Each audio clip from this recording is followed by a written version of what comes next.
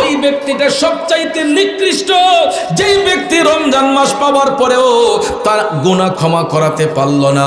রাসূল বলেছেন ওই ব্যক্তিটা সবচাইতে নিকৃষ্ট যেই ব্যক্তি রমজান মাস পাওয়ার পরেও তার আমল থেকে গুনাহ ঝরাইতে পারল না। কেননা ভাইয়ার আমার, এই মাহে রমজান এমন একটা ফজিলতময় মাস। হাদিস শরীফের মধ্যে রাসূল বলেছেন, শাবানু শাহরি ওয়া রমাদানু উম্মতিহি, শাবান হলো আমি নবীর মাস, রমজান হলো আমার উম্মতের মাস।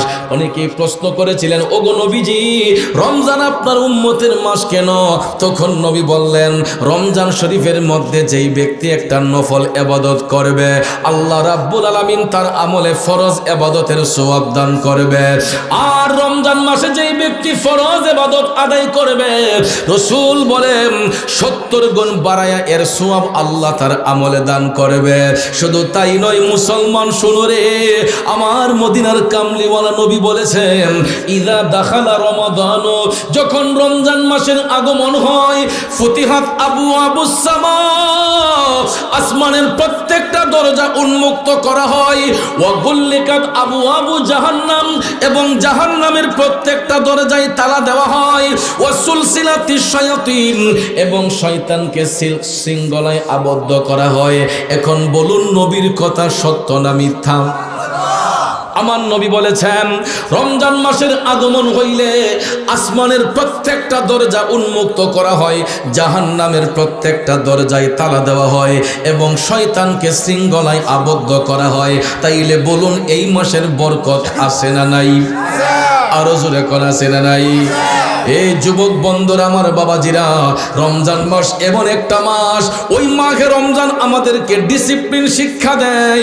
এই মাহে রমজান আমাদেরকে প্রত্যেকটা কাজের প্রতি মনোযোগী করে দেয়, এবং সময়টাকে সুন্দর করে ভাগ করার জন্য রমজান মাসের প্রত্যেকটা মুহূর্ত অনেক দামি।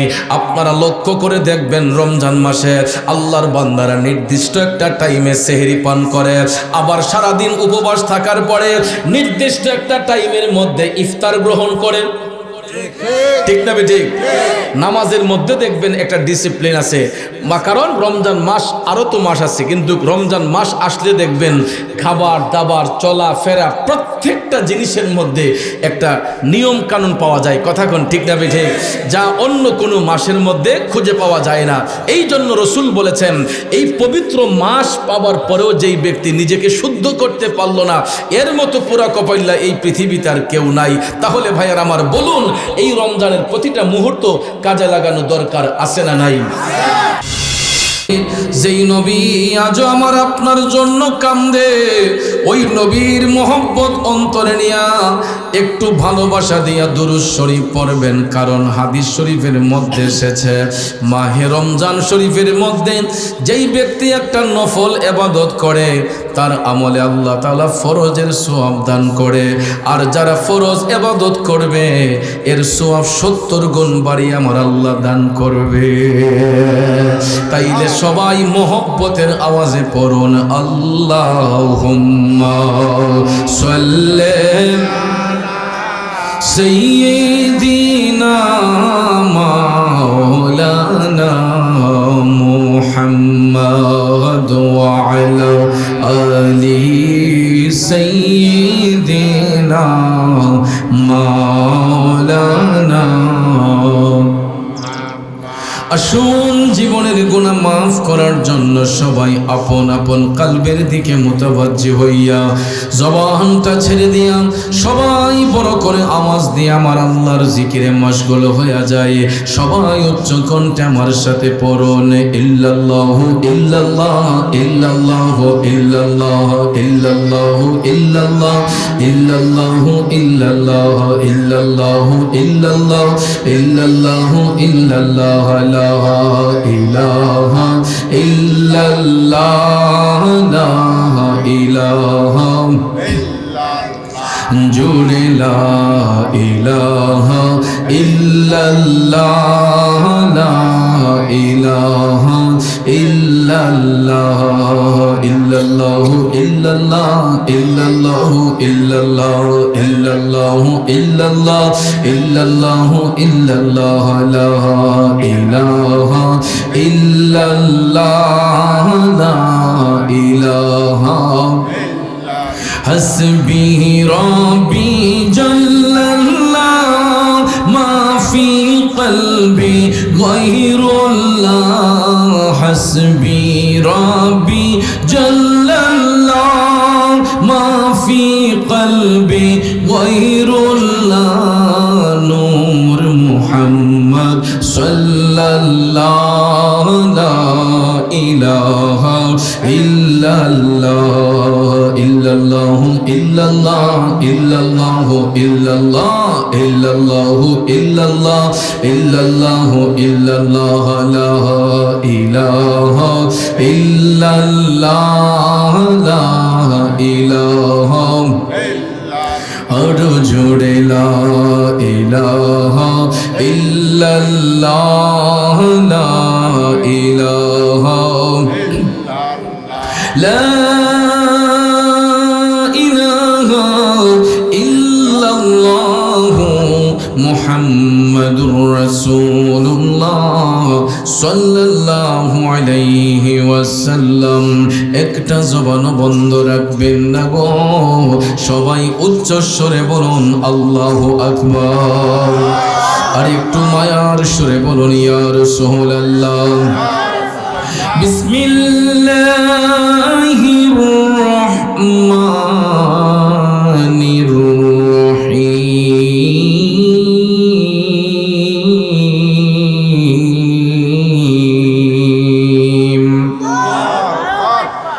الذين آمنوا وهاجروا وجاهدوا في سبيل الله بأموالهم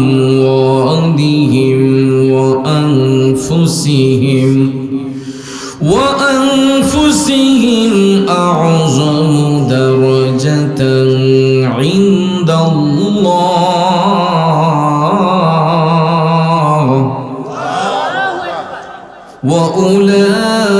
وأولئك هم الفائزون.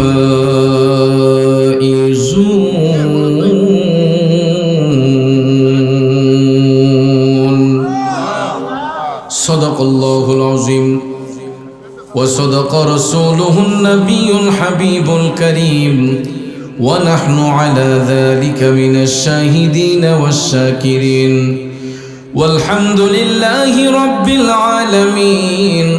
ربي صل وسلم وبارك عليه.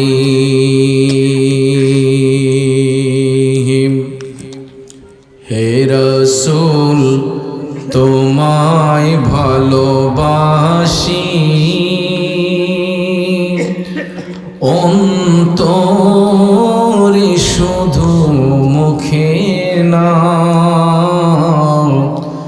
জান্নাতের আশায় নয় হে রাসূল, জাহান্নাম কেউ ডরি না।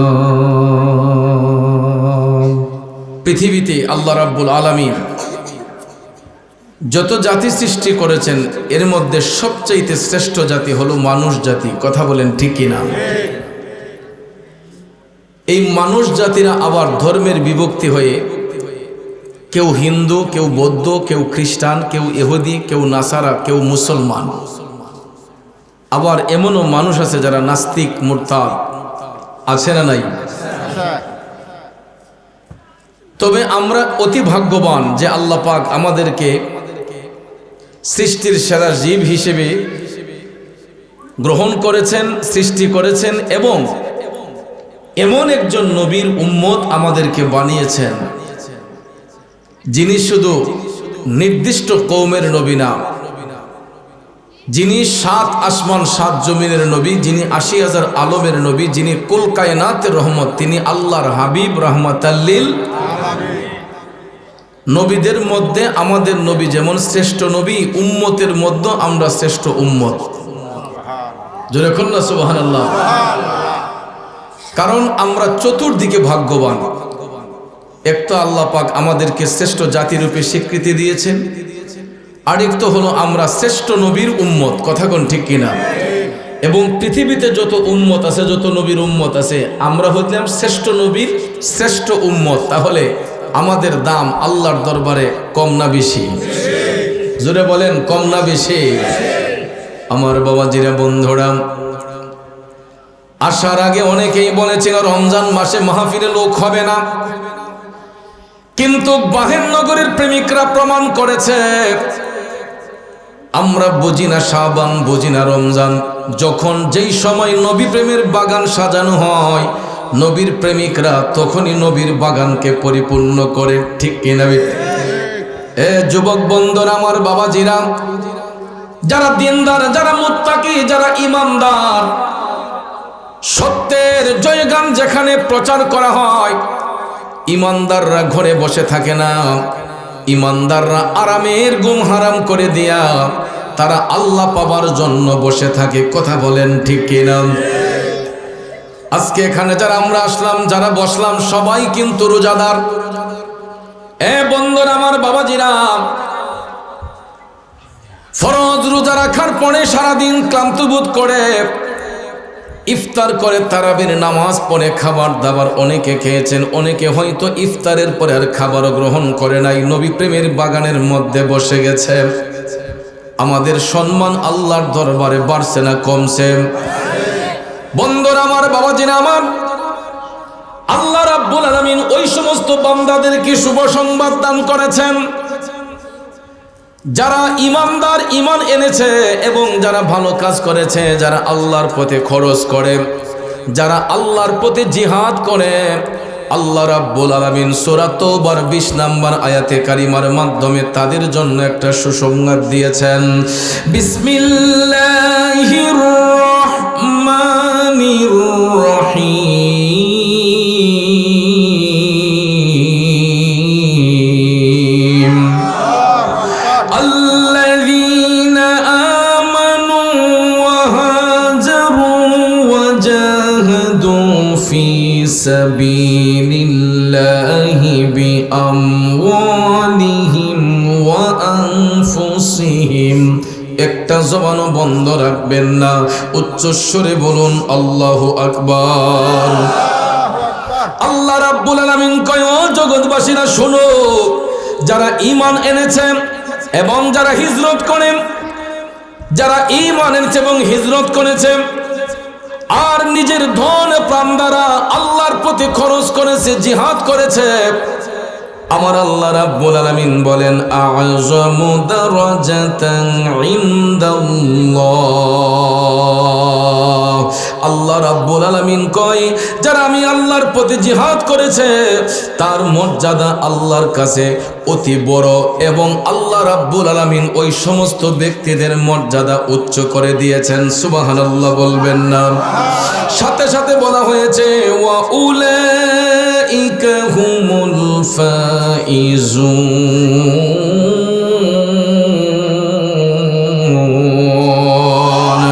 আর তারাই হচ্ছে পূর্ণ সফল কাম, এরাই হচ্ছে আল্লাহর দরবারে বিজয়ী। এরা কারা? আল্লাহ কই, যারা ঈমান এনেছে এবং সৎ কাজ করেছে, যারা ঈমান এনেছে, হিজরত করেছে। হিজরত বলতে কি বোঝায়? ইসলামের কাজ করার জন্য এক জায়গা থেকে আরেক জায়গার মধ্যে রওনা হওয়া, এক জায়গা থেকে আরেক জায়গার মধ্যে রওনা হওয়া, এটাকে বলা হয় হিজরত। যেমন ধরেন, আমিও আজকে হিজরতে সফররত অবস্থায় হবিগঞ্জ থেকে এখানে এসেছি ইসলামের খেদমতকে আঞ্জাম দেওয়ার জন্য। ঠিক না বেঠি? এরকম ভাবে দেখবেন আমরাও অনেক সময় হিজরত করে মক্কা শরীফ, মদিনা শরীফ যাই আল্লাহর ঘর তাওয়াফ করার জন্য, রওজা শরীফ জিয়ারতের জন্য। আমি আপনি যাই কি যাই না? এ বন্ধুরা, আমার বাবাজিরা আমার, এই জন্য আল্লাহ কই, যারা ঈমান এনেছে, সত্যকে যারা স্বীকার করেছে এবং যারা আমি আল্লাহর প্রতি জিহাদ করেছে এবং আমার পথে তাদের ধন প্রাণ দিয়া আমি আল্লাহর পথে যারা জিহাদ করেছে, খরচ করেছে, আল্লাহ রাব্বুল আলামিন বলেন এই সমস্ত ব্যক্তিদের মর্যাদা আমি আল্লাহর কাছে অনেক বড়, তাদের মর্যাদাটা আমার কাছে অনেক উচ্চ স্তরে। এই জন্য আল্লাহ রাব্বুল আলামিন কয় ওয়া উলাইকা হুমুল ফাইজুন। আর তারাই হচ্ছে পূর্ণ সফলকাম, এরাই হচ্ছে আল্লাহর কাছে বিজয়ী। আল্লাহ রাব্বুল আলামিন হাসরের ময়দানে ওই সমস্ত ব্যক্তিদেরকে পুরস্কার প্রদান করবে। এরা হলো যারা ঈমানদার, যারা ঈমান এনেছে এবং আল্লাহর পথে যারা জিহাদ করেছে হিজরতের সহিত। বন্ধুরা আমার, বাবাজিরা, তাইলে দেখেন, চিন্তা করে ইসলামের খেদমত করার জন্য এই পৃথিবীর জমিনে কত নেককার সালেহীন বান্দারা তাদের ধন প্রাণ দিয়া সব কিছু দিয়া মওলাকে খুশি করার জন্য তারা ঈমানি জিন্দেগি অতিবাহিত করেছেন, ঠিক কিনা বলেন? আবু বকর সিদ্দিক রাদিয়াল্লাহু তাআলা আনহুর জীবনী পড়ে দেখেন, সিদ্দিক আকবর আমার নবীর কাছে যখন কালেমা পড়ে মুসলমান হলেন, মুসলমান হওয়ার সাথে সাথে আবু বকর সিদ্দিক নিজের জানমাল, অর্থ সম্পদ সব কিছু কুরবান করে দিয়া আমার নবীর প্রেমে পাগল হয়ে গেলেন। নবীর প্রেমে যখন উৎসর্গ করে দিলেন নিজের জীবনকে, আল্লাহ রাব্বুল আলামিন আবু বকর সিদ্দিককে গ্রহণ করে নিয়েছে। সুবহানাল্লাহ বলেন। বন্ধুরা আমার, বাবাজিরা আমার, এই জন্য আশেক কয়, প্রেমিক কয়, ঈমানের পথে অবিচল থেকে আমার মরণ যেন হয়। ঈমানের পথে অবিচল থেকে আমার মরণ যেন হয়। সত্যের পথে বলুন, জীবন দিতে চাই কি চাই না? কারা কারা চাই দুইটা হাত তুলে দেখাই। নারায়ে তাকবীর, নারায়ে রিসালাত, আহলে সুন্নাত ওয়াল জামাত, সুন্নি মহাসম্মেলন। ঈমানের পথে অবিচল থেকে আমার মরণ যেন হয়।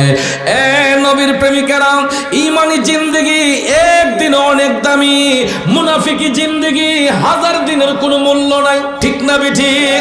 যদি দুনিয়ার জমিনে একদিনও যদি ঈমানি জিন্দেগি কাটাইতে পারি, ওই দিনটার দাম আল্লাহর কাছে সবচাইতে বেশি হবে। মুনাফিকি জিন্দেগি যদি দিন কি দিন হয়, বছর কি বছর হয়, ওই জিন্দেগির কোনো মূল্য আমার আল্লাহর কাছে নাই। এই জন্য আপনারা দেখবেন, এই যে মাহে রমজানুল মুবারক আমাদের মধ্যে আগমন করেছে, ঈমানদার যারা হয় এরা রোজা পালন করে, ঈমানদার যারা হয় এরা যাকাত প্রদান করে, ঈমানদার বান্দা যারা হয় এরা আল্লাহর পথে খরচ করে। আর এমন কিছু লোক দেখবেন, এরা ইসলামের সঙ্গে মুনাফিকি কইরা আমার নবীর আদর্শের খেলাফ চইলা দেখবেন ফরজ রোজাটা ভেঙ্গে ফেলে, আছে না নাই? নবীর আদেশ অমান্য করে দেখবেন মানুষের সঙ্গে ঝগড়াঝাটি করে। এই রমজান মাস পাওয়ার পরও দেখবেন মানুষের ক্ষতিতে লিপ্ত হয়ে যায়। আল্লাহর হাবিব সাল্লাল্লাহু আলাইহি ওয়াসাল্লাম এই জন্যই বলেছেন, মাহে রমজান শরীফ পাওয়ার পর যেই ব্যক্তি নিজেকে শুদ্ধ করতে পারল না, তার মতো কলঙ্কিত ব্যক্তি এই পৃথিবীতে আর কে হতে পারে? ওই ব্যক্তিটা সবচাইতে নিকৃষ্ট, যেই ব্যক্তি রমজান মাস পাওয়ার পরেও তার গুনাহ ক্ষমা করাতে পারল না। রাসূল বলেছেন, ওই ব্যক্তিটা সবচাইতে নিকৃষ্ট, যেই ব্যক্তি রমজান মাস পাওয়ার পরেও তার আমল থেকে গুনাহ ঝরাইতে পারল না। কেননা ভাইয়ার আমার, এই মাহে রমজান এমন একটা ফজিলতময় মাস। হাদিস শরীফের মধ্যে রাসূল বলেছেন, শাবানু শাহরি ওয়া রমাদানু উম্মতিহি, শাবান হলো আমি নবীর মাস, রমজান হলো আমার উম্মতের মাস। অনেকেই প্রশ্ন করেছিলেন, ওগো নবীজি, রমজান আপনার উম্মতের মাস কেন? তখন নবী বললেন, রমজান শরীফের মধ্যে যেই ব্যক্তি একটা নফল ইবাদত করবে, আল্লাহ রাব্বুল আলামিন তার আমলে ফরজ ইবাদতের সওয়াব দান করবে। আর রমজান মাসে যেই ব্যক্তি ফরজ ইবাদত আদায় করবে, রাসূল বলেন 70 গুণ বাড়ায়া এর সওয়াব আল্লাহ তার আমলে দান করবে। শুধু তাই নয় মুসলমান, শুনো রে, আমার মদিনার কামলিওয়ালা নবী বলেছেন, ইযা দাখালা রমাদান, যখন রমজান মাসের আগমন হয়, ফুতিহাত আবওয়াবুস সামা, আসমানের প্রত্যেকটা দরজা উন্মুক্ত করা হয়, ওয়া গুল্লিকাত আবওয়াবু জাহান্নাম, এবং জাহান্নামের প্রত্যেকটা দরজায় তালা দেওয়া হয়, ওয়া সুলসিলাতি শায়াতিন, এবং শয়তানকে শৃঙ্খলায় আবদ্ধ করা হয়। এখন বলুন, নবীর কথা সত্য না মিথ্যা? আমার নবী বলেছেন রমজান মাসের আগমন হইলে আসমানের প্রত্যেকটা দরজা উন্মুক্ত করা হয়, জাহান্নামের প্রত্যেকটা দরজায় তালা দেওয়া হয় এবং শয়তানকে শৃঙ্খলায় আবদ্ধ করা হয়। তাইলে বলুন এই মাসের বরকত আছে না নাই? আরো জোরে করা আছে না নাই? এই যুবক বন্ধুরা, আমার বাবাজিরা, রমজান মাস এমন একটা মাস, ওই মাঘে রমজান আমাদেরকে ডিসিপ্লিন শিক্ষা দেয়।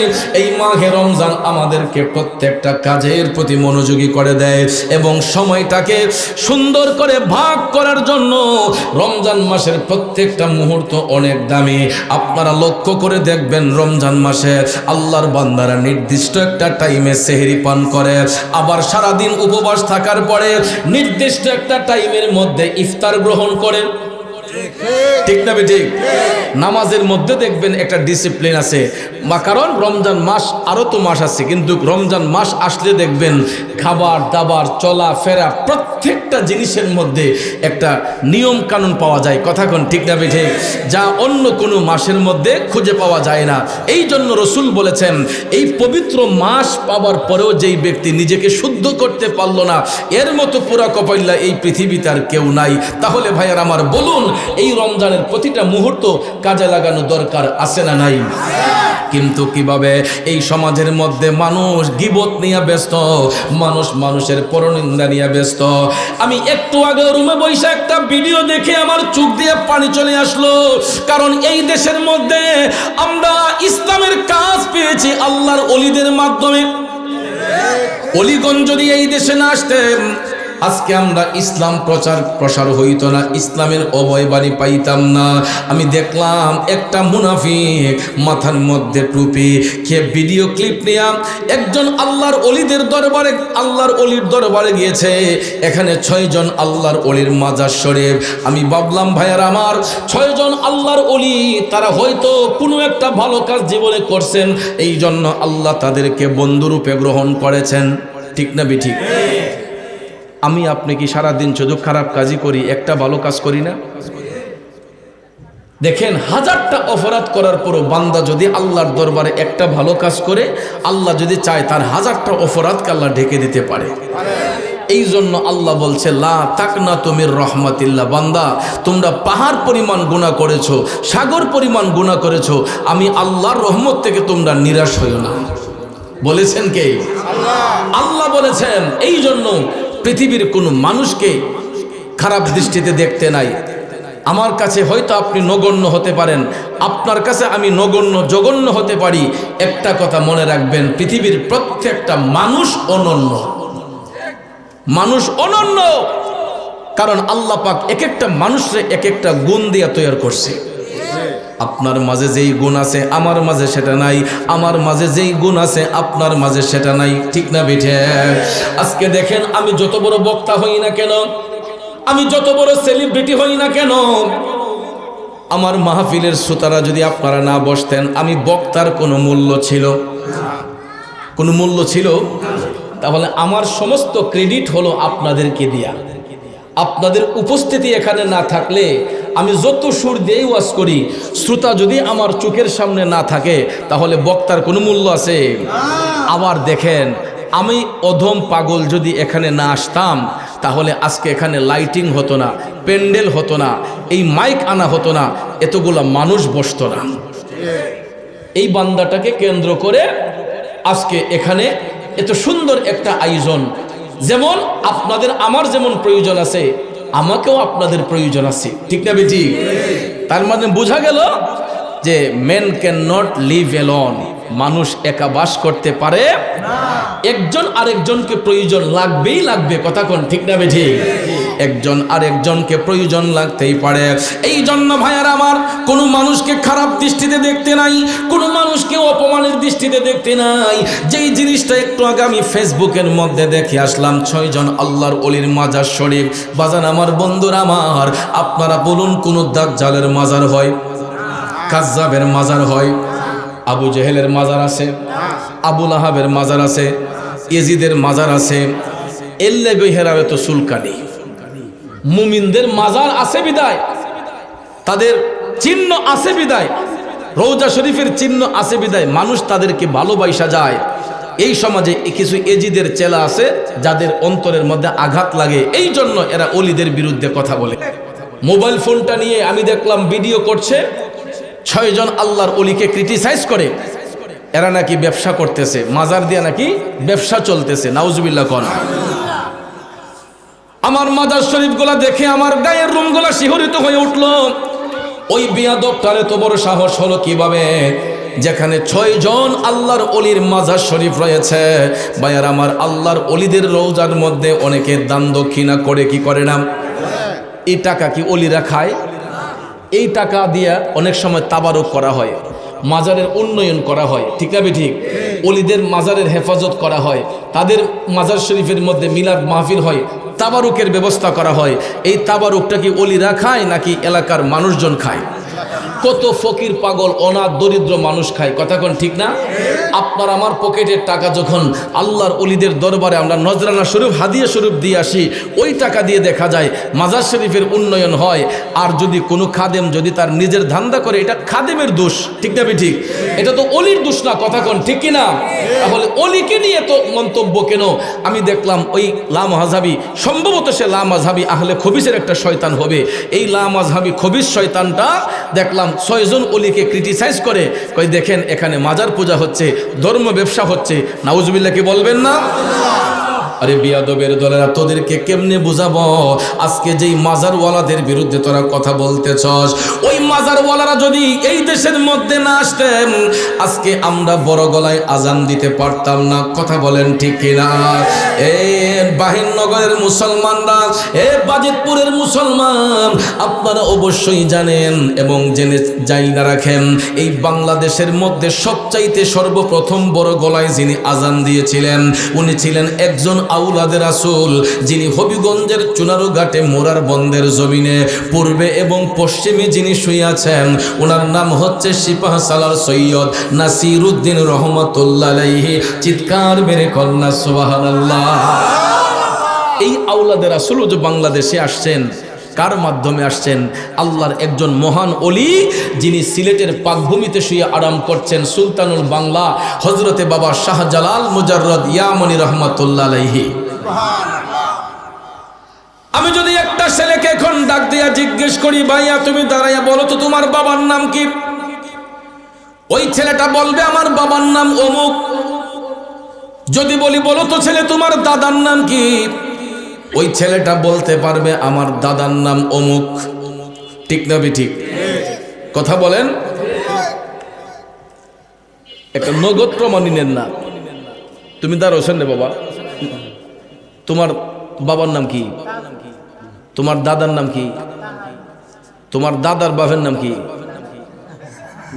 হ্যাঁ, দেখছেন?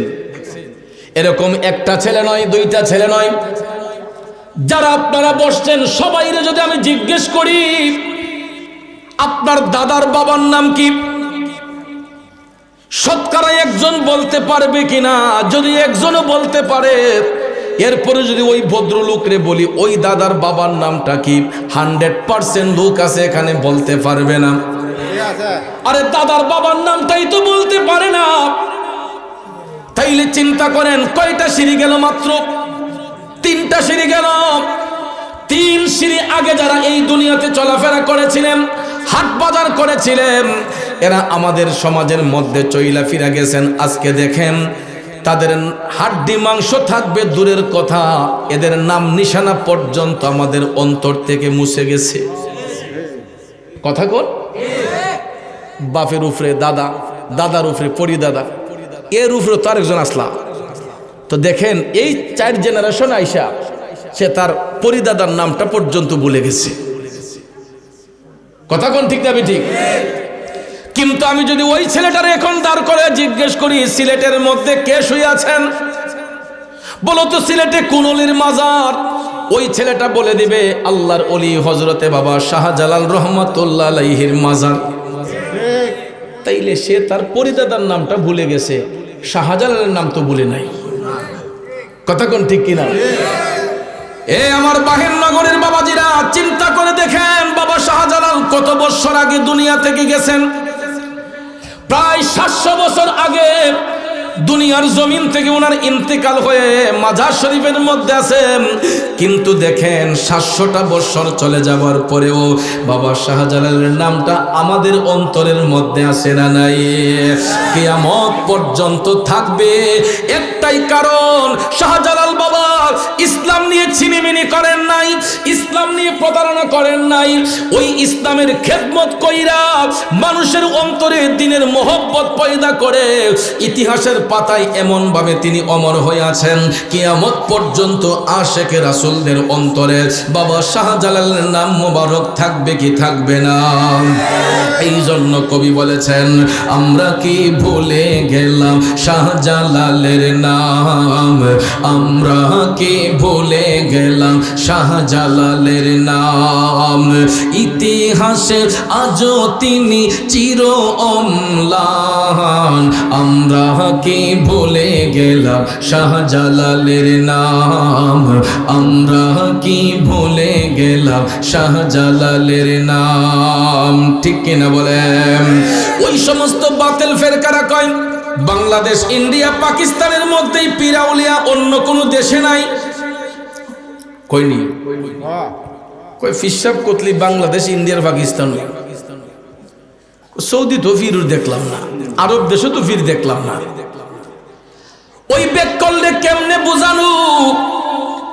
আরে বেককল বাবা শাহজালালের বাড়ি তো বাংলাদেশে নয়, আরব দেশে।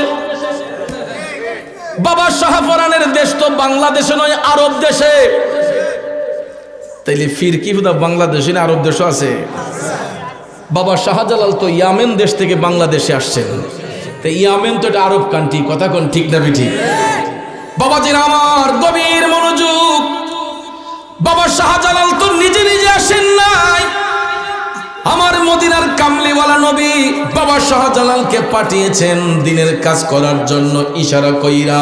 কারণ বন্ধুরা আমার, বাবাজিরা, আমি হযরতে বাবা শাহজালাল মুজাররদি আমল রহমাতুল্লাহ আলাইহির জীবনী পড়ে দেখলাম, তিনি অল্প বয়সে মায়ের কোল, বাবার কোল হারিয়েছেন। মা হারা, বাবা হারা একটা এতিম সন্তান। খুব কম বয়সে মা হারালেন, বাবা হারালেন।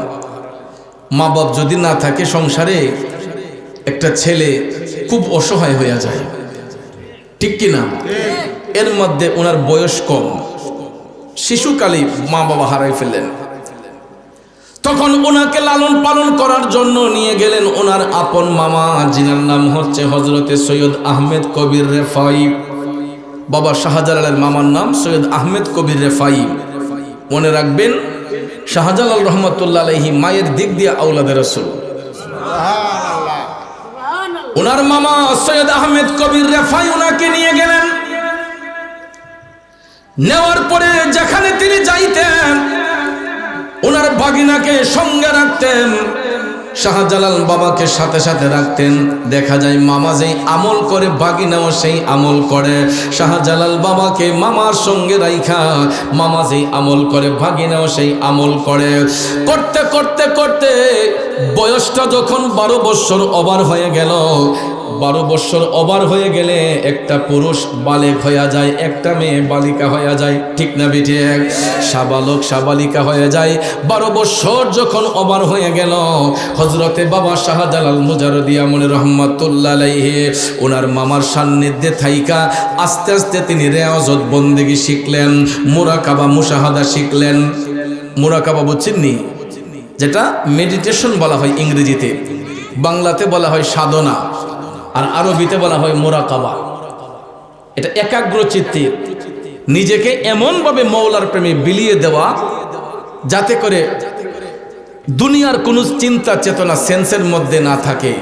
চোখ বন্ধ করে এমনভাবে মওলা পাকের দিকে রজ্জু হয়ে যাওয়া। ওয়াহুয়া মাআকুম আইনামা কুনতুম, ওয়াহুয়া মাআকুম আইনামা কুনতুম। যারা মুরাকাবা করবেন এটা বেশি বেশি পড়বেন। মুরাকাবায় চোখ বন্ধ করে বসে নিজের কালবের দিকে মুতাওয়াজ্জি হইয়া ওই কালবকে নিজের মুর্শিদ কেবলার দিকে মুতাওয়াজ্জি করবেন।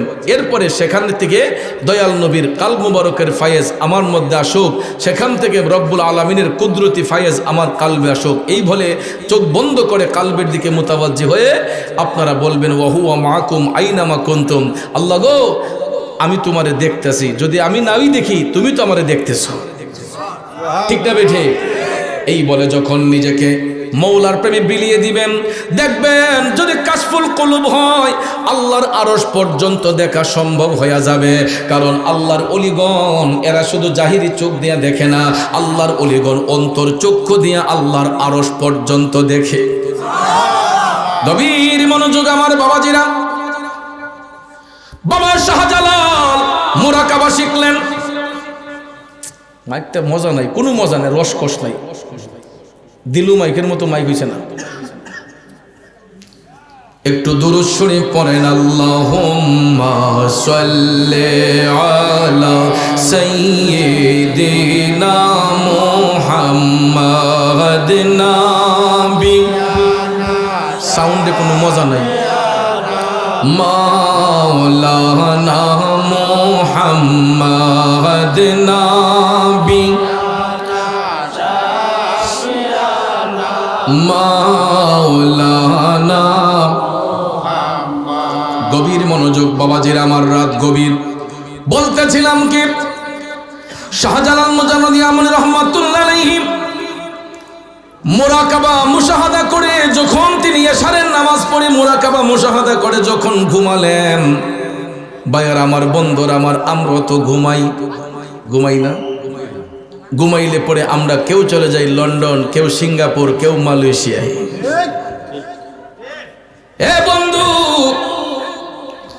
ঘুমের ঘরে স্বপ্নে গেলে কেউ লন্ডন যায়, আমেরিকা যায়, সিঙ্গাপুর যায়, মালয়েশিয়ায় যায়।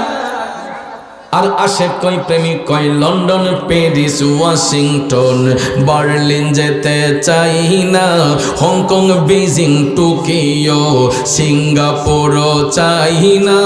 মন আমার যেতে চাই এই দুনিয়ার, মন সহবার যেতে চাই এই দুনিয়ার একটি জায়গায়, সেই জায়গাটার নাম হলো সোনার মদিনা, সেই জায়গাটার নাম হলো সোনার মদিনা। আমি যাব মদিনা, দেখব সোনার মদিনা, সেই জায়গাটার নাম হলো সোনার মদিনা। ঠিক না বেঠে? বন্ধুরা আমার, বাবাজিরা আমার, শাহজালাল রহমাতুল্লাহ আলাইহি ঘুমের ঘরে তিনি চলে গেলেন। হঠাৎ করে তিনি নিশিরাতে স্বপ্নে দেখে গো, আমার মদিনার কামলিওয়ালা নবী, নূরের নবী, মায়ার নবী হযরতে বাবা শাহজালালের স্বপ্নের ঘরে আইসা হাজির হইয়া গেছে।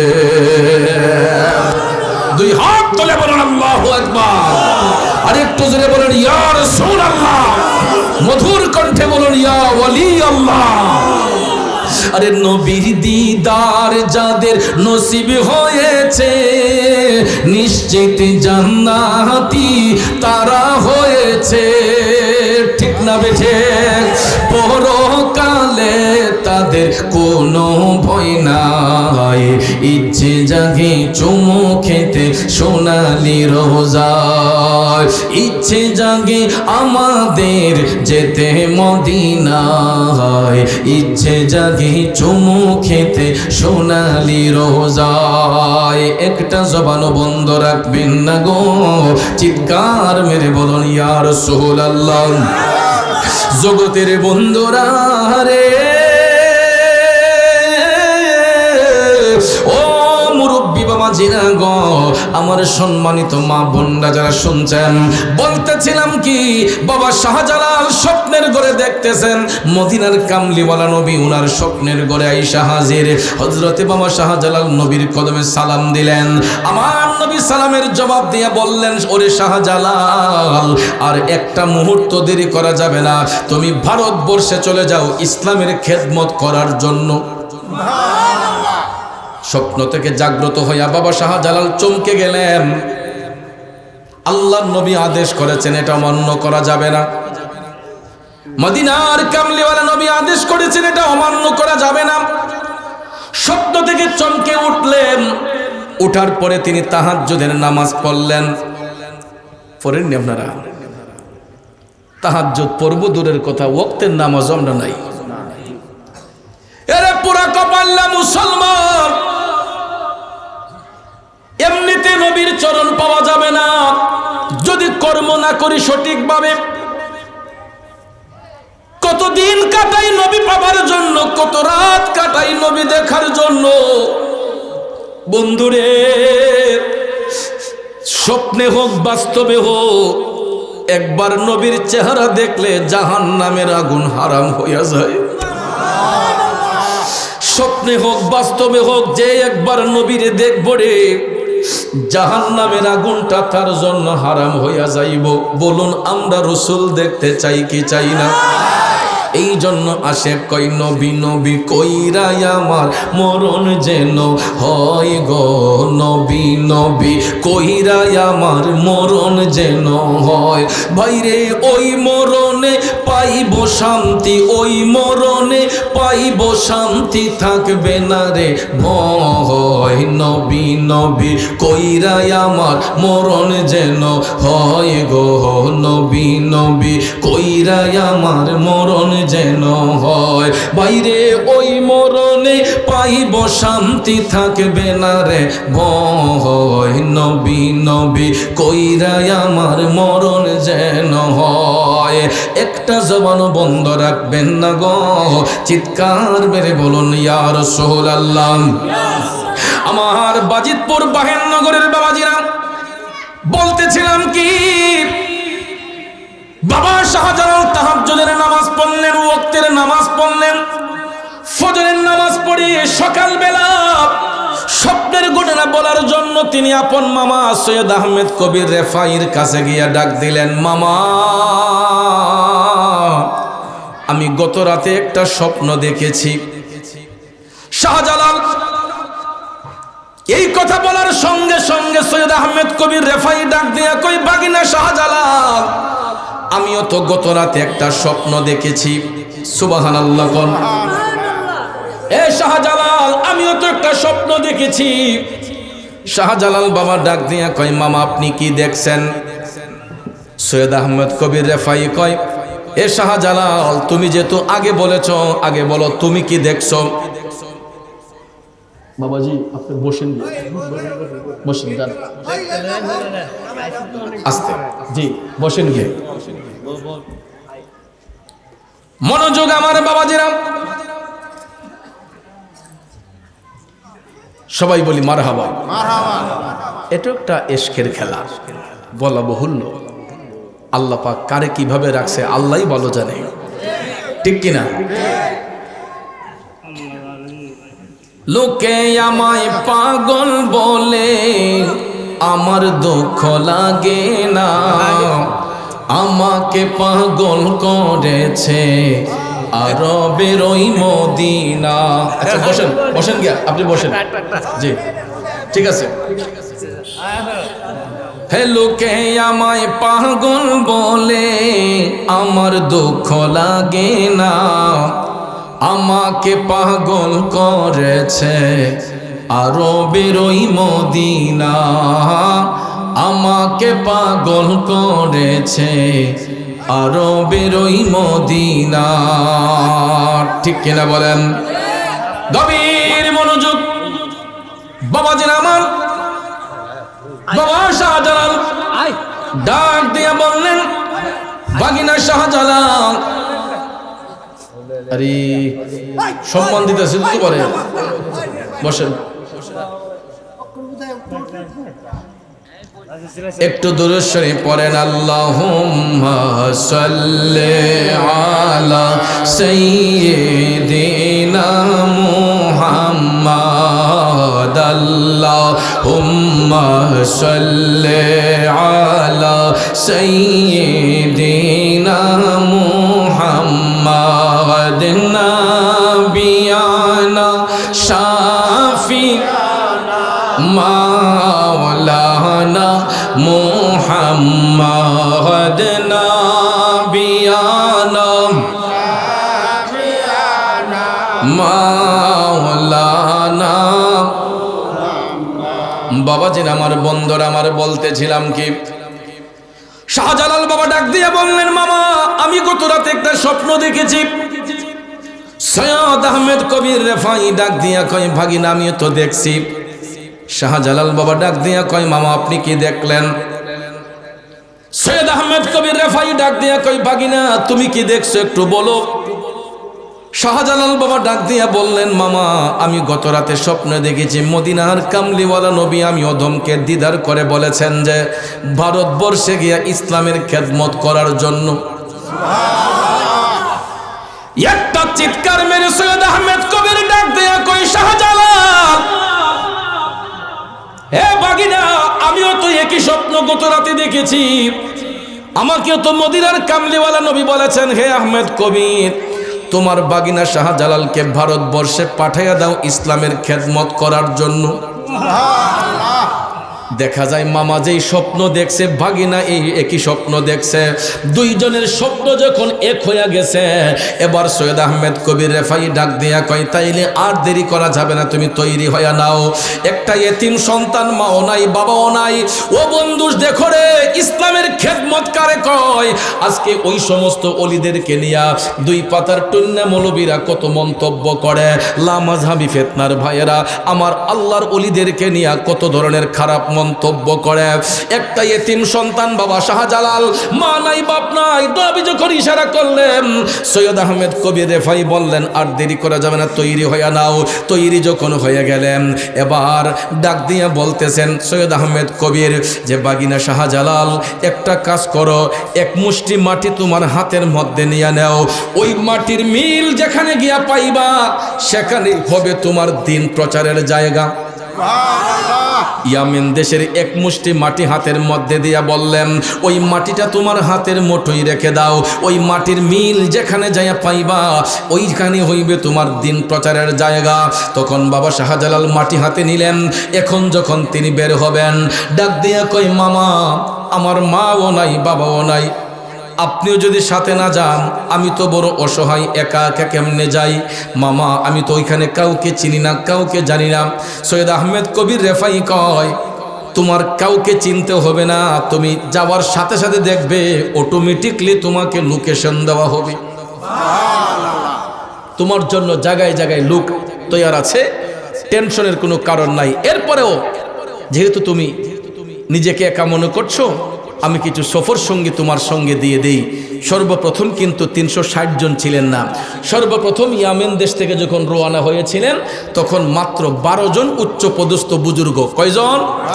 12 জন আল্লাহর অলিকে সাথে দিয়া দিলেন। এর মধ্যে একজন ছিলেন আউলাদে রসুল, উনি হচ্ছেন সৈয়দ নাসির উদ্দিন সিপাহ সালাহ রহমাতুল্লাহ আলাইহি, যিনি বর্তমানে হবিগঞ্জের চুনারু ঘাটে মুরার বন্দের জমিনে পূর্বে এবং পশ্চিমে যার রওজা শরীফ। বন্ধুরে গভীর মনোযোগ মনোযোগ, শাহজালাল বাবা 12 জন আল্লাহর ওলিকে সাথে নিয়ে যখন রওনা হইলেন ও বন্ধু তখন তো কোনো মোবাইল কানেকশন ছিল না, গুগল সফটওয়্যার ছিল না, হোয়াটসঅ্যাপ মেসেঞ্জার ভাইবার ছিল না, ঠিক না বেঠিক? তখনকার সময় এরকম অত্যাধুনিক প্রযুক্তি ছিল না। এখন মনে করেন অত্যাধুনিক প্রযুক্তি, যেমন আমি বাহেরনগর আসতে গিয়া আমি হবিগঞ্জ থেকে আমি যদি আসি, আমি যদি কোনোদিন এখানে নাও আসি, আমি যদি জীবনের ফার্স্ট আসি এরপর আমি কাউকে বলতে হবে না যে ভাই বাহেরনগর যাব রাস্তাটা কোন দিকে। কেন? যদি আমার কাছে একটা অ্যান্ড্রয়েড মোবাইল ফোন থাকে, অ্যান্ড্রয়েড মোবাইল ফোন যদি ইন্টারনেট চালু থাকে তাইলে গুগল ম্যাপ আছে একটা, গুগল ম্যাপে আমি যখন হবিগঞ্জ থেকে চার্জ দেব বাহেরনগর বাজিতপুর লেখে, বাজিতপুর বাহেরনগর লেখে আমি যখন লোকেশন চার্জ করব তখন আমাকে হবিগঞ্জ থেকে দেখাইবে এই বাহেরনগর আসতে কয় ঘন্টা সময় লাগবে এবং রাস্তায় কোন জায়গায় জাম আছে এটা পর্যন্ত গুগলে আমাদের দেখাইতেছে। আমাকে আপনাকে এই সহযোগিতা গুগল করতেছে, রাস্তায় কোন জায়গায় জাম আছে এটাও একটা লাল দাগ দিয়ে দেখাইয়া দেয় যে এখানে এতটুক জায়গার মধ্যে জাম আছে, কোন কোন জায়গায় রাস্তায় কয়টা মোড় আছে এটা পর্যন্ত গুগলে আপনাকে দেখাইতেছে। এই যে বাহেরনগর গ্রামটা, এখানে মনে করেন যতটা মসজিদ আছে, মাদ্রাসা আছে, স্কুল আছে, প্রত্যেকটা প্রতিষ্ঠানের নাম পর্যন্ত গুগল সফটওয়্যারের মধ্যে আছে। বন্ধুরা আমার, বাবাজিরা, গুগল যিনি আবিষ্কার করছেন উনি কি কোনো হাওয়ার না মানুষ? গুগল সফটওয়্যারটা যেই ব্যক্তি বানাইছে ইলা তো কোনো অন্য জন্তু না, ইলা মানুষ জাতি। বিজ্ঞান রিসার্চ করে একজন বিজ্ঞানী এই গুগল সফটওয়্যারের আবিষ্কার কইরা আজকে দেখেন এই গুগল ম্যাপের মাধ্যমে গোটা পৃথিবীটাকে নিয়ন্ত্রণ করা হইতেছে। বিমান যে আসমান দিয়ে উড়ে, এটা কিতা মনে করছেন? এটা কি এমনি যেতেছে গা? একটা বিমান আকাশে উড়ে? আমরা দুনিয়াতে যেমন স্থলপথে হাজার হাজার গাড়ি ঘোড়া চলতেছে, আকাশপথে শত শত বিমান এখন উঠতেছে। বর্তমানে আমাদের মাথার উপরে শত শত বিমান উঠতেছে, আমরা কি টের পাইতেছি? তো এই যে এতগুলা বিমান আকাশপথে উঠতেছে, ভাইয়ার আমার, একটার সাথে আরেকটা লাগার কথা না, কিন্তু লাগবে না, লাগেও না। কেন? গুগল এটাকে নিয়ন্ত্রণ করতেছে। বিমানটা কয় হাজার ফুট উপরে আছে, কয় হাজার ফুট নিচে আছে, এরকমভাবে গুগল আমাদেরকে রাস্তা দেখাইতেছে। কোন দেশের উপর দিয়ে যাইতেছেন, বিমানটা নিয়ে আপনি কোন দেশের উপর দিয়ে যাইতেছেন, এটা পর্যন্ত গুগল আপনাকে দেখাইতেছে। আকাশ কোন জায়গায় ডার্ক মেঘাচ্ছন্ন, কোন জায়গার মাঝে বরফের আশঙ্কা আছে, এটাও গুগলে আপনাকে দেখাইতেছে, পাইলটের দেখাইতেছে। তখন পাইলট বিমানটারে সরাইয়া অন্যদিকে নিয়ে যায়, রাস্তা দেখাইতেছে, কোন দেশের জায়গা কতটুক, কোন দেশে যাইতে কতটুক সময় লাগবে, এটা পর্যন্ত গুগল নিয়ন্ত্রণ করতেছে। এই যে বড় বড় মহাসাগরের মধ্যে আটলান্টিক মহাসাগর বলেন, বঙ্গোপসাগর বলেন, ভারত মহাসাগর বলেন, প্রশান্ত মহাসাগর বলেন, লোহিত সাগর বলেন, এগুলোর মধ্যে যে বড় বড় জাহাজ যে চলতেছে, এগুলা কেমনে চলতেছে?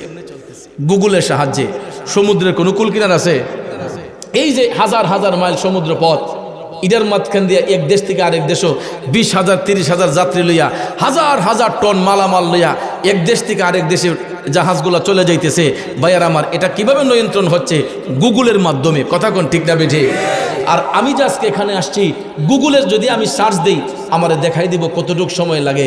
তাহলে ভাইয়ার আমার, এই গুগল যিনি আবিষ্কার করছে, ইলাও একজন মানুষ। তাহলে বলুন, ওই মানুষটার মূল্য বেশি নাকি একজন আল্লাহর ওলির মূল্য বেশি?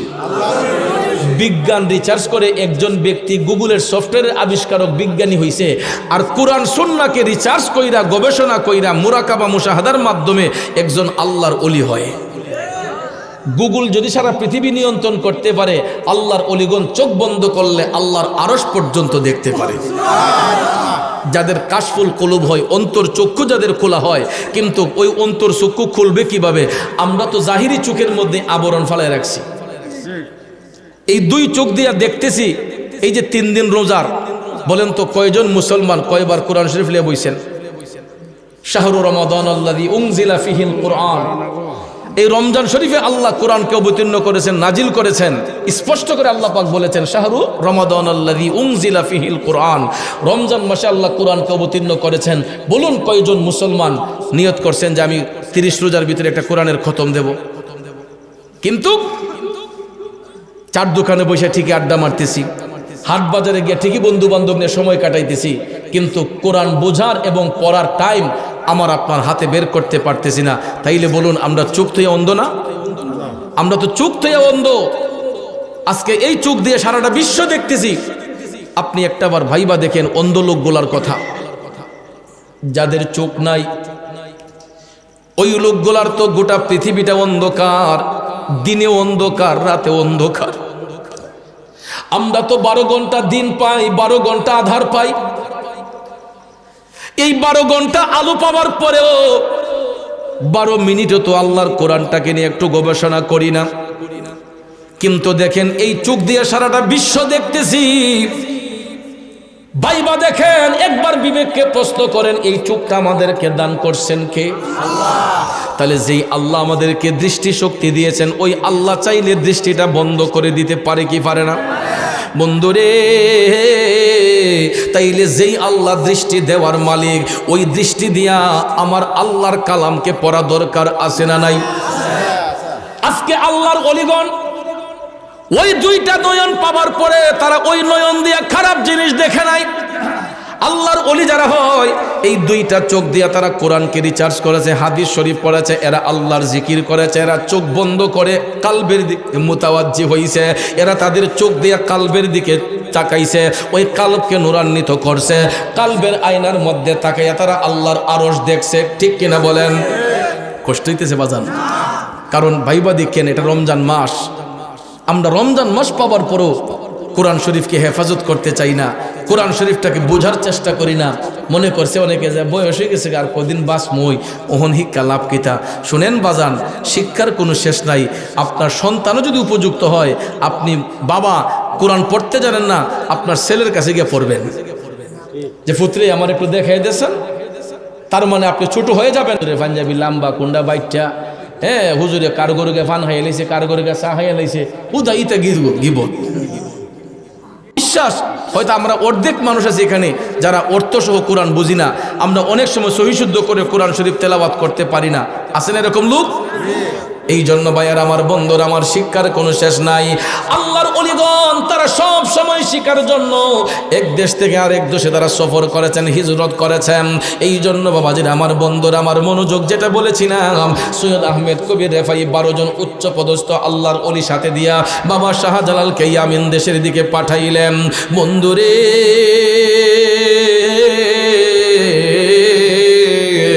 একটু মনোযোগ আমার বাবাজিরা, বাবা শাহজালালকে লোকেশন জানানোর জন্য অন্য কোনো লোকের প্রয়োজন নয়। জায়গায় জায়গায় আমার আল্লাহ রাডার ফিট কইরা রাখছে, টাওয়ার ফিট কইরা রাখছে। দেখেন আপনারা, বাজিতপুর যদি মোবাইল নেটওয়ার্কের টাওয়ার না থাকে, মোবাইলও কি নেট আয়ে, টাওয়ারও যদি চার্জ শেষ হয়ে যায়, দেখবেন মোবাইলের নেটটাও অকেজো হয়ে যায়। ঝড় বৃষ্টির দিন আসলে দেখবেন অনেক সময় টাওয়ারে চার্জ থাকে না, কারেন্ট চলে গেলে আপনার চার্জ থাকে না। বেশি কারিগরি করে না বাবা, আগের জায়গা নেও তো দেখবেন এক টাওয়ারে, আই হাই রে তুমি করতে গেবা সর্দার সাহেবাইলা, আগের জায়গা নো।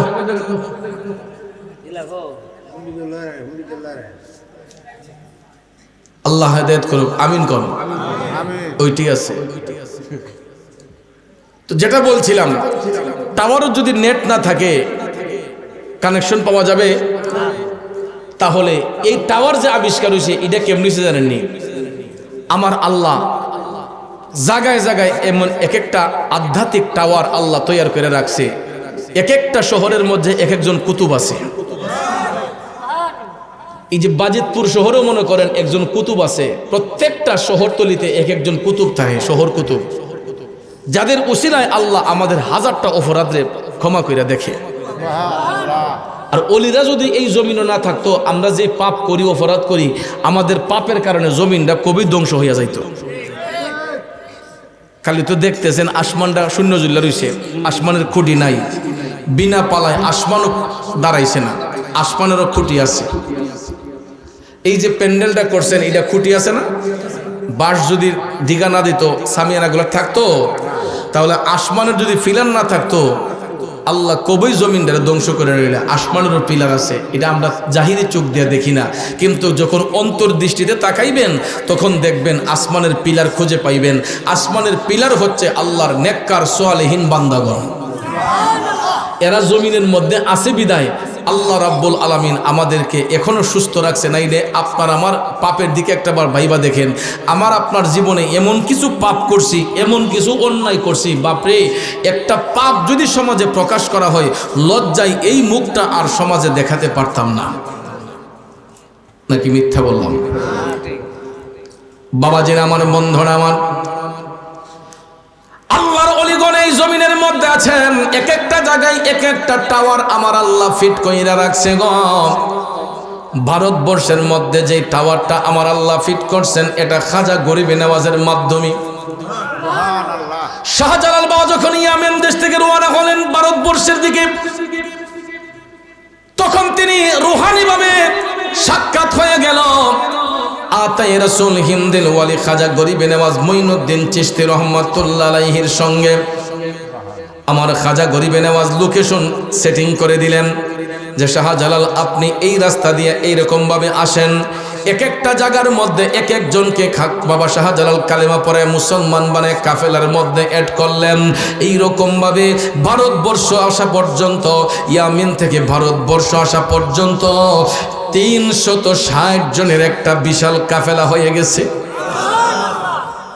এমনিতে হয় নাই, এক একটা জায়গায় এক একটা কারামত দেখাইয়া একজন একজন করে কাফেলার মধ্যে অ্যাড করছেন। এরপরে ভারতবর্ষ আসা পর্যন্ত 360 জনের কাফেলা হয়েছে। ভারতে আসার সাথে সাথেই দেখা হয়ে গেল সানজিরি আজমিরি খাজা মঈনুদ্দিন চিশতি রহমাতুল্লাহ আলাইহির সঙ্গে। কিন্তু দেখা হলে কি হবে? মাটির মিল তো পাওয়া যায় না, মাটির মিল তখনও পাওয়া যায় না।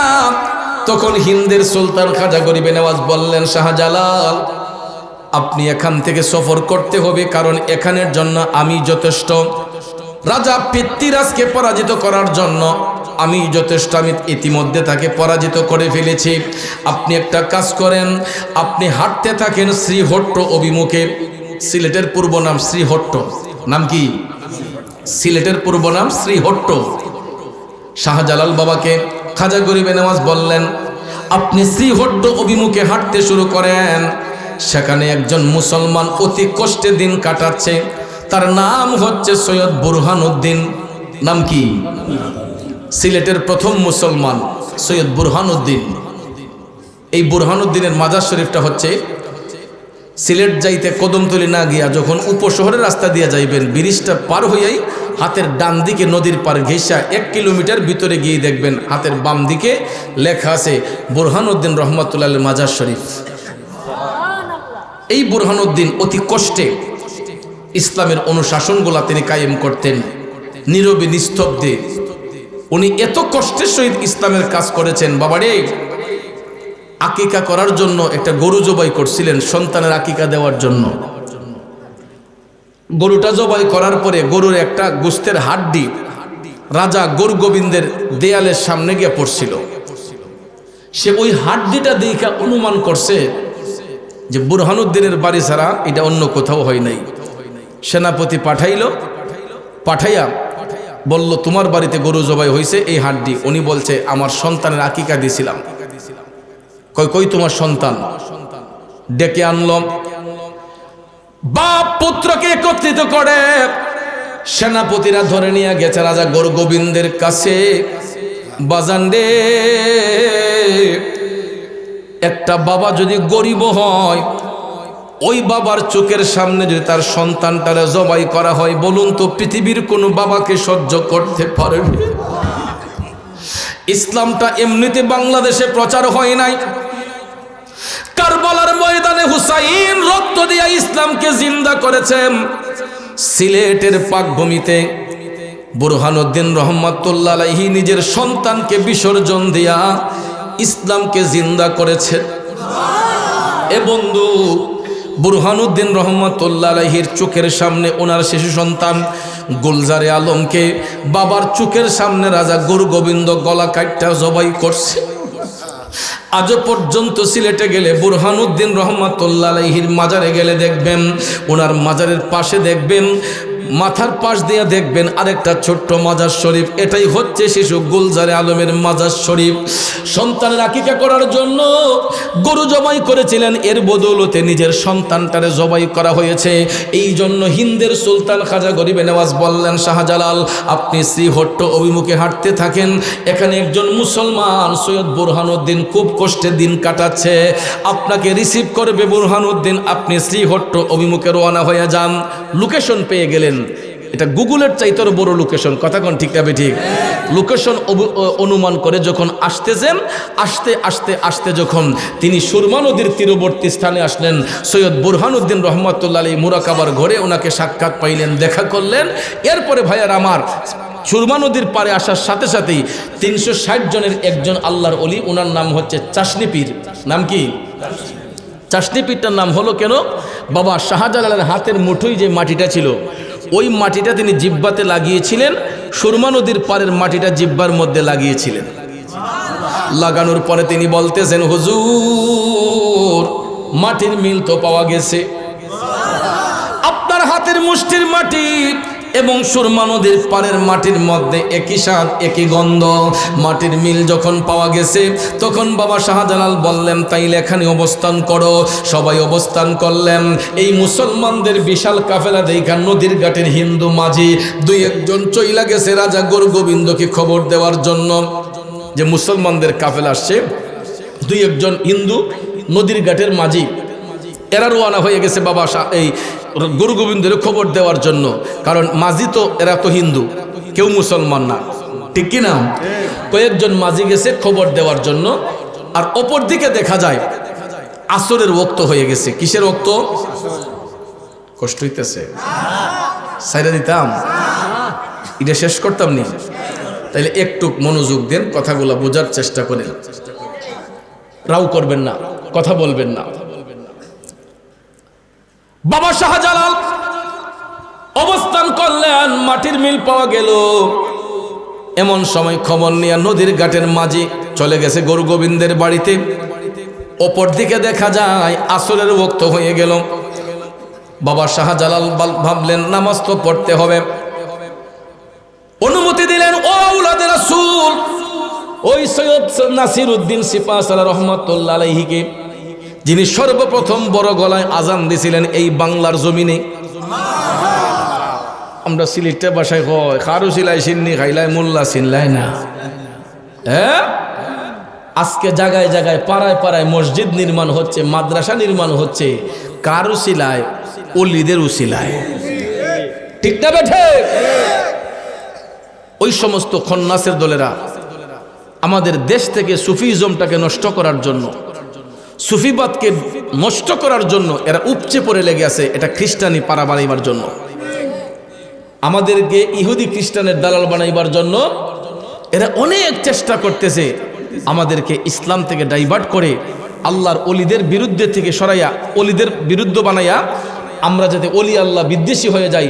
এরপরে আস্তে আস্তে আমাদের মধ্যে থেকে আদব কায়দা উঠে যাবে, তাজিম ভক্তি উঠে যাবে। তখন হেরা মনে করব যে খ্রিস্টানরা এখন রাজত্ব করতে পারবে। মুসলমানদেরকে গাহেল করার জন্য ওই সমস্ত লেবাসদারি কলঙ্কিত মুনাফিক মুসলমানরা এরা ইসলামের সাইনবোর্ড লাগাইয়া এরা জায়গায় জায়গায় ইসলামের সঙ্গে প্রতারণা করতেছে, অলি আল্লাহদেরকে নিয়ে মন্তব্য করতেছে। আপনারা কি এদের কথা শুনবেন? ইডিরে ফাইতলার কালি আছে না, কালি লাগাল ফাতিল দিয়ে হালি ভাইরিবেন যেন পাইবেন, ঠিক না ঠিক? এরকম প্রস্তাব আপনাদেরকে দিলে, অলি আল্লাহর বিরুদ্ধে কথা বললে, ডেগের যে ফাতিলের মধ্যে কালিতে হে কালি লাগাল ফাতিটা দিয়ে বাইরিবেন, যাতে বুঝতে পারে যে না এরা অলি আল্লাহর ভক্ত, এরা অলিদের বিরুদ্ধে কথা বলে এদের গায়ে সহ্য হয় না, এরা ইমানদার। আর ওই ফাইতলার বাড়ি হয়ে যেন সারাটা দেশ দেখা যাইতে পারে যে আমার ফাইতলা যা বাইরে দিছে, ঠিক না ঠিক? এই লিগে যদি আক্কল জ্ঞান কিছু হয়, কথা কোন ঠিক না? বাবা শাহজালাল অনুমতি দিলেন, ও আওলাদে রাসূল, আপনার কণ্ঠে এবার আপনি আজান ফুকারেন। সিপাহসালার নামটা কি এমনি হইছে মিয়া? সিপাহসালার সৈয়দ নাসিরউদ্দিন রহমাতুল্লাহ আলাইহি সর্বপ্রথম সুরমা নদীর পাড়ে দাঁড়াইয়া কেবলামুখী হইয়া, তখন তার মসজিদ ছিল না, তিনি কেবলামুখী হইয়া তিনি আজানের ধ্বনি দিলেন। আল্লাহু আকবার,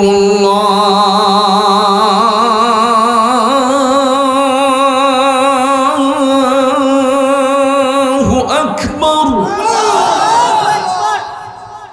এই শব্দটার পাওয়ার কম না বেশি? কতটুক বেশি হতে পারে? মনে করেন একটা দেওয়াল, পাক্কা দেওয়াল যদি আমরা ভাঙতে যাই, দেখা দিয়ে কি ভাঙুন যাব? এটা ভাঙতে গেলে হাতের মধ্যে হেমান নিতে হবে, আর নাইলে এসকেভেটর বেকু মেশিন দিয়ে ধাক্কা দিতে হইব। আল্লাহু আকবার শব্দের পাওয়ারটা দেখেন কেমন, বেকুও লাগে না, হেমারও লাগে না। ইমানদারদের জবান দিয়ে যদি একবার আল্লাহু আকবার কয়, আমার আল্লাহ পাহাড়ে সাগর বানাইতে পারে, সাগরে পাহাড় বানাইতে পারে, ঠিক না ঠিক?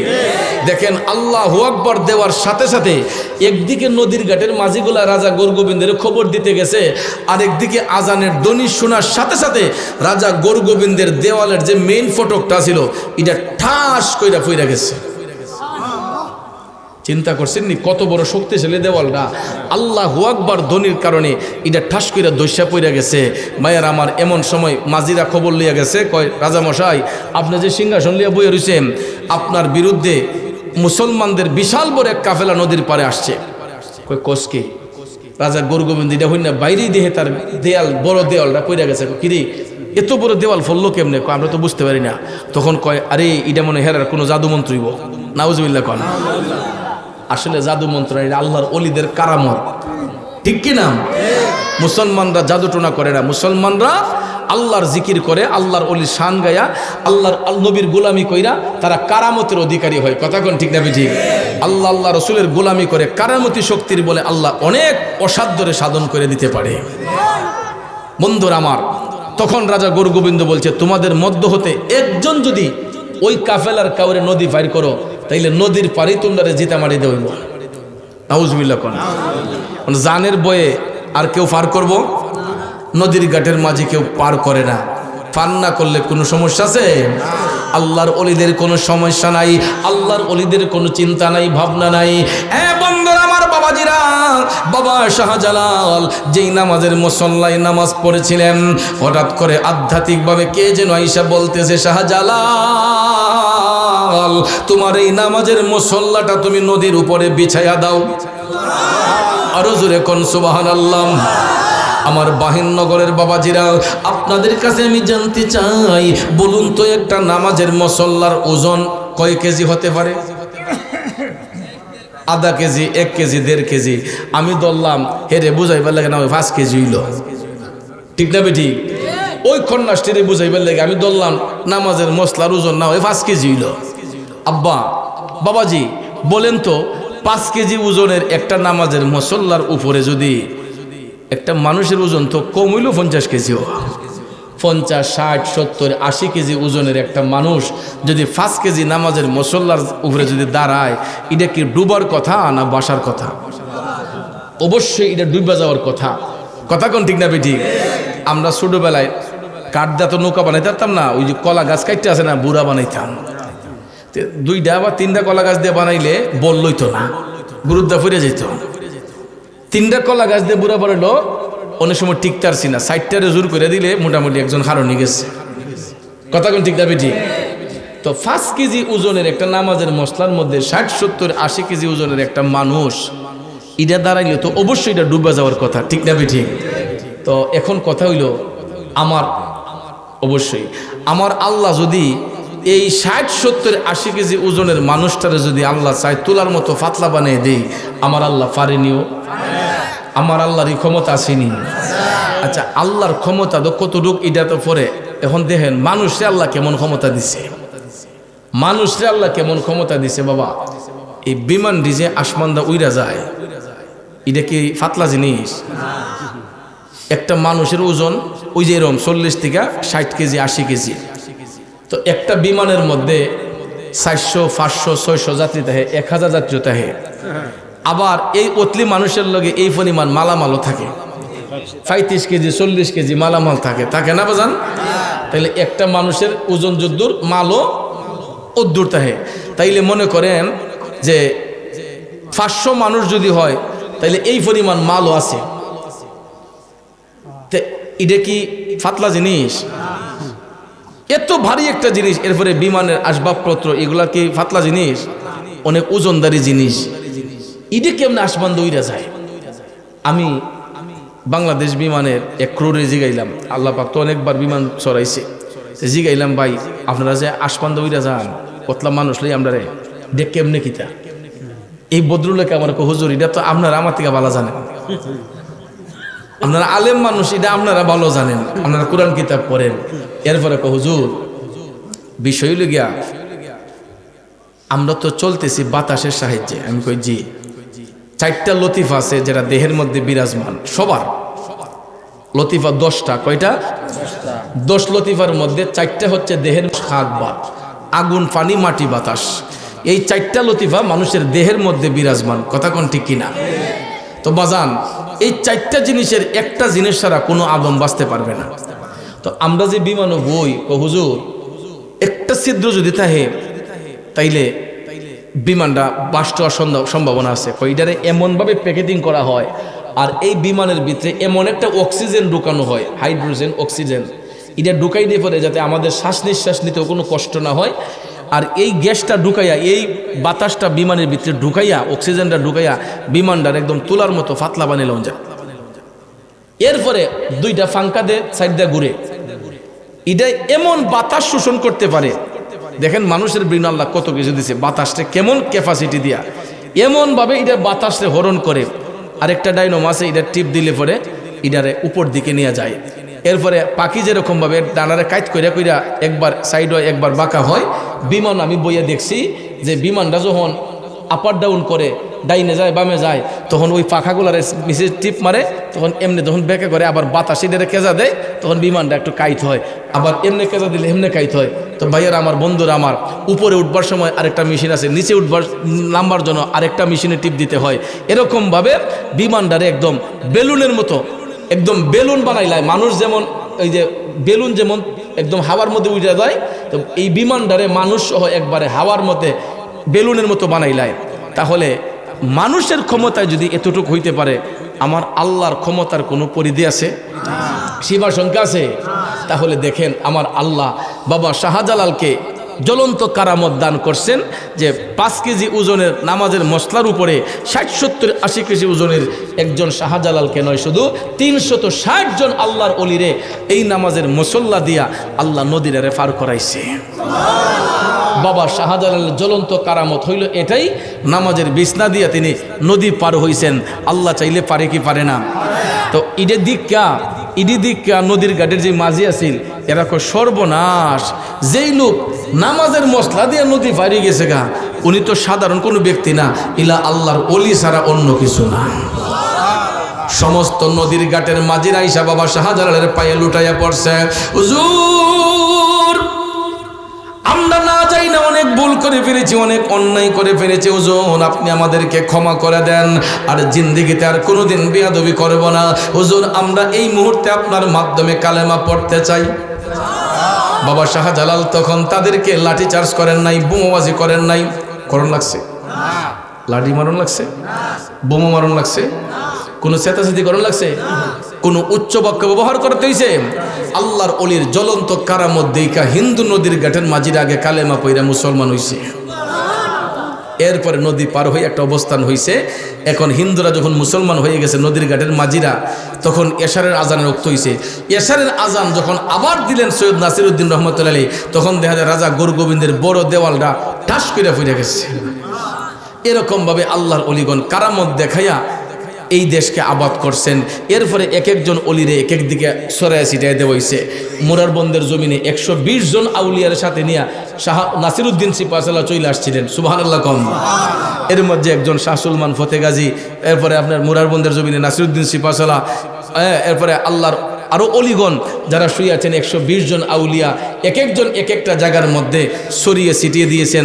তারা ইসলামের মশাল ওড়ানোর কারণে আজকে এই দেশে 95% উপরে মুসলমান বাস করতেছে।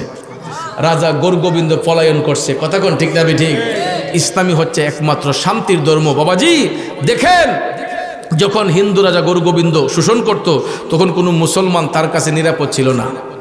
কিন্তু আজকে 95% উপরে মুসলমান যেখানে বাস করে, এখানের মধ্যে 5% বিজাতি আছে, হিন্দু, বৌদ্ধ, খ্রিস্টান। এরা আমাদের কাছে নিরাপদ না? আমাদের কাছে নিরাপদ। এই যে আমরা একই বাজারের মধ্যে, হিন্দুরাও বাজার করে, হিন্দুরা ব্যবসা করে, খ্রিস্টানরা ব্যবসা করে, মুসলমানের ব্যবসা করে। অনেক সময় দেখা যায় হিন্দু ভাইয়ের ব্যবসা প্রতিষ্ঠানের লোকে আমার ব্যবসা প্রতিষ্ঠান আসেনি। আমরা কি কেউ দোকানে আগুন লাগাই, কেউ মারপিট করি? এটাই হলো বাংলাদেশের মুসলমানদের রীতি, এটাই হলো সম্প্রীতি।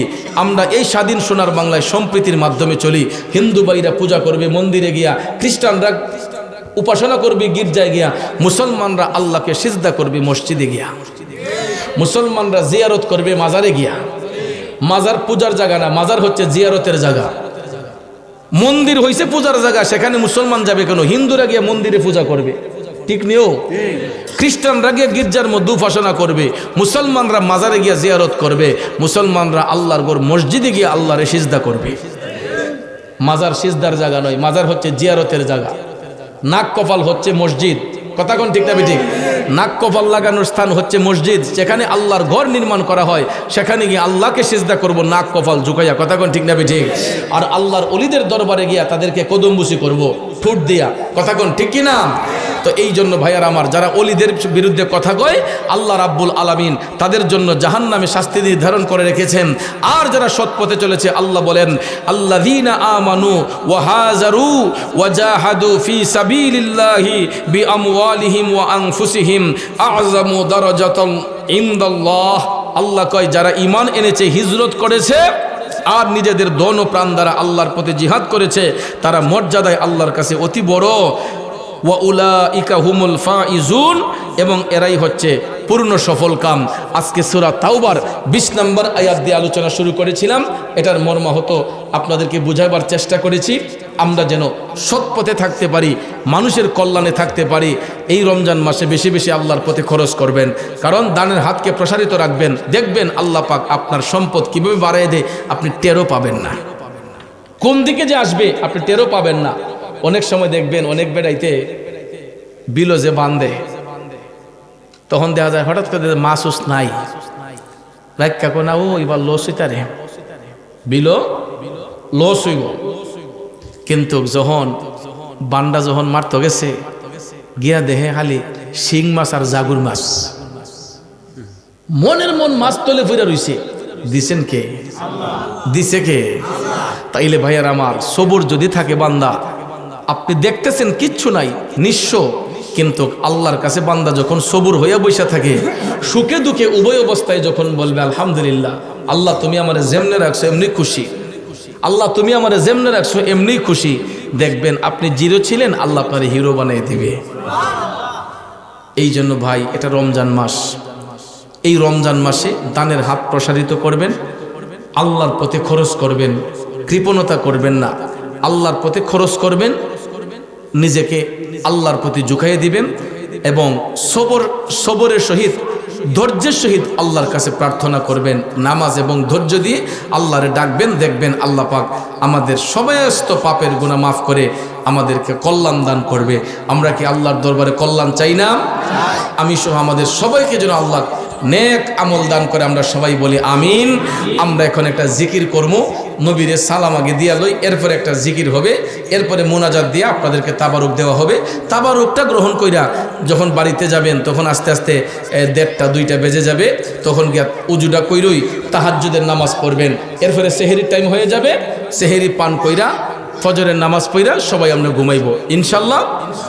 अल्लाह कबूल करुक सकले आमीन कम। फरिश्तों की सलामी देने वाले सैयदा हजरत माँ आमिना सुनते थे तो आवाज आती थी या नबी। लाइन দিয়ে সোজা করে দাঁড়াই, মাঝখানে ফাঁক রাখবেন। আয়া রাসূল সাল্লাল্লাহু আলাইকা আয়া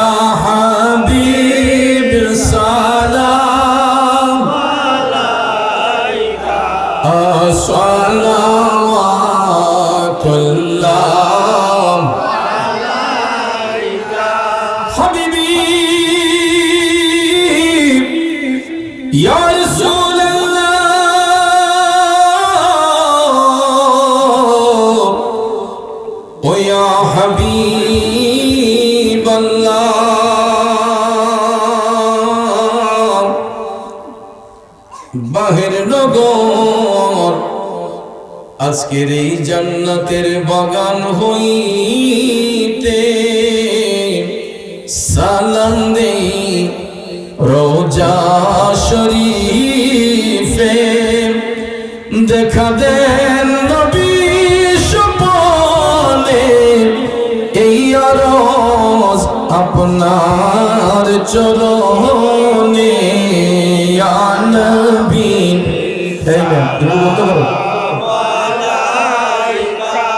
আয়া রাসূল সালাম আলাইকা আয়া হাবিব সালাম আলাইকা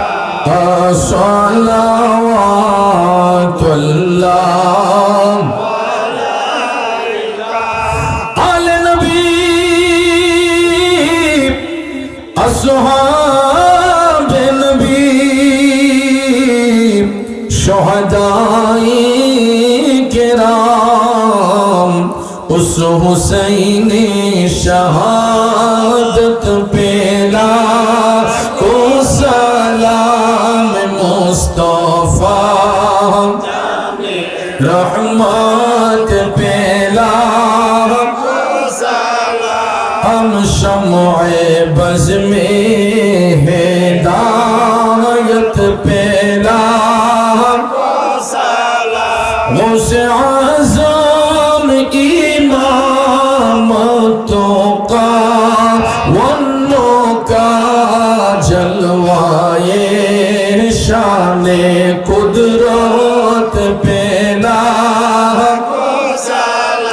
हम मुस्तफा जाने रहमत पेला हम शम्ए बज़ में हिदायत पेला संजरी अजमेरी ख्वाजा गरीब नवाज सुल्तानुल बांदला बाबा शाह जलाल सुल्तानुल औलिया बाबा शाह पुरान मुश्किल कुशा हाजत रवा 360 औलिया सैयदी हज़रत ज़रज़र मुर्शिद के बेला शाहनशाहे बेलायत पेला हम मुस्तफा जाने रहमत पेला हम शम्ए बज़ में हिदायत पेला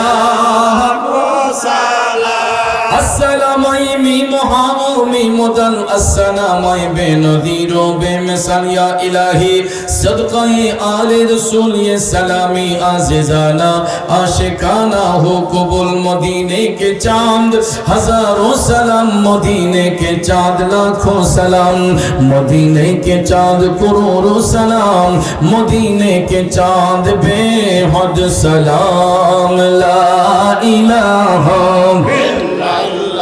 সবাই লা ইলাহা ইল্লাল্লাহ ও লা ইলাহা ইল্লাল্লাহ এক সাথে লা ইলাহা আল্লাহ আল্লাহ আল্লাহ আল্লাহ আল্লাহ আল্লাহ আল্লাহ আল্লাহ আল্লাহ আল্লাহ নূর মুহাম্মদ নামটি আপনার দয়াল নবী নামটি আপনার সদাই জাগে মোর মোহনে কাঙ্গানে রে দনগো মুর্শিদ কে বানা জানে মাশাআল্লাহ আল্লাহ আল্লাহ আল্লাহ আল্লাহ আল্লাহ আল্লাহ আল্লাহ আল্লাহ কাঙ্গালে রে দনগো মুর্শিদ কে বানা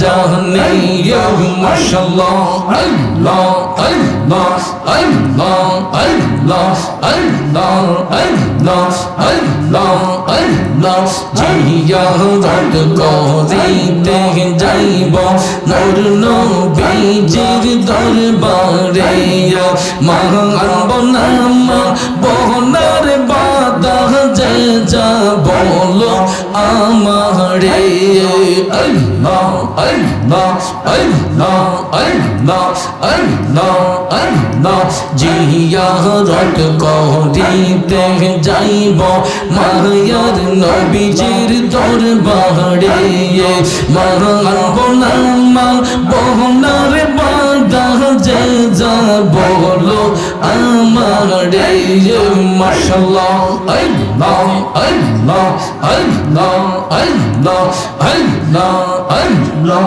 দিবানি সেই মন্দ্রে আমার আর দিও না যন্ত্রণা দহনে যদি হইতাম ধনী যাইতাম সোনার মদিনা আল্লাহ আল্লাহ আল্লাহ আল্লাহ আল্লাহ আল্লাহ কোথায় রইলেন প্রাণের নবীজি এই গোলামদের ছাড়িয়া আপনি বিনে কি লাভ হবে এই ধরাতে বাঁচিয়া আল্লাহ আল্লাহ আল্লাহ আল্লাহ জিয়ারত করিতে যাইব মুর্শিদ বাবার দরবারে আমরা মানব নাম বহনা যে যা বলো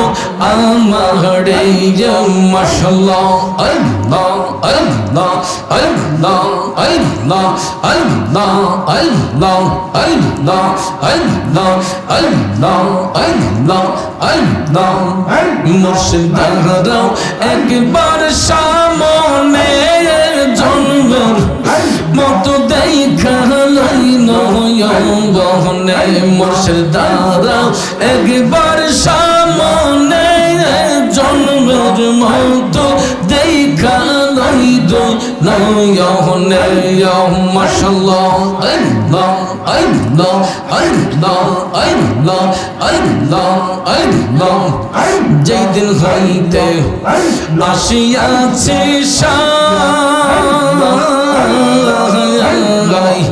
সেই দিন হইতে মুর্শিদ নামটি হৃদয়ে দেখা মাশাআল্লাহ আল্লাহ আল্লাহ আল্লাহ আল্লাহ আশা আছে সম্বল নাই মোর দেব তোমায় কে করে জন্মের মতো দেখা দুই নয়নে মুর্শিদারাও একবার সামনে জন্মের মতো দেখা নয়নে আল্লাহ আল্লাহ আল্লাহ আল্লাহ আল্লাহ আল্লাহ আল্লাহ আল্লাহ আমি মরলে তুমি দেখা যাইও ও প্রাণের মুর্শিদ গো আমি মরলে তুমি দেখা যাইও মাশাআল্লাহ আল্লাহ আল্লাহ আল্লাহ আল্লাহ আল্লাহ আল্লাহ আমি মরলে তুমি দেখা যাইও ও প্রাণের মুর্শিদ গো আমি মরলে তুমি দেখা যাইও মাশাআল্লাহ গোলাপের জল না সিটাইয়া রে তোমার গোলাপের জল না সিটাইয়া রে তোমার পায়ের ধুলি দিও ও প্রাণের মুর্শিদ গো আমি মরলে তুমি দেখা যাইও মাশাআল্লাহ আল্লাহ আল্লাহ আল্লাহ আল্লাহ আমি মরলে তুমি দেখা যাইও ও প্রাণের মুর্শিদ গো আমি মরলে তুমি দেখা যাইও মাশাআল্লাহ আল্লাহ আল্লাহ আল্লাহ আল্লাহ আল্লাহ আল্লাহ আল্লাহ মুর্শিদ আমার বলতে আমার আর তো কিছু রইল না বাকি তুমি মুর্শিদ সবই বুঝা লইও ও দয়াল্লাহ মাশাআল্লাহ আল্লাহ আল্লাহ আল্লাহ তুমি কাঁদাও যত কাঁদব তত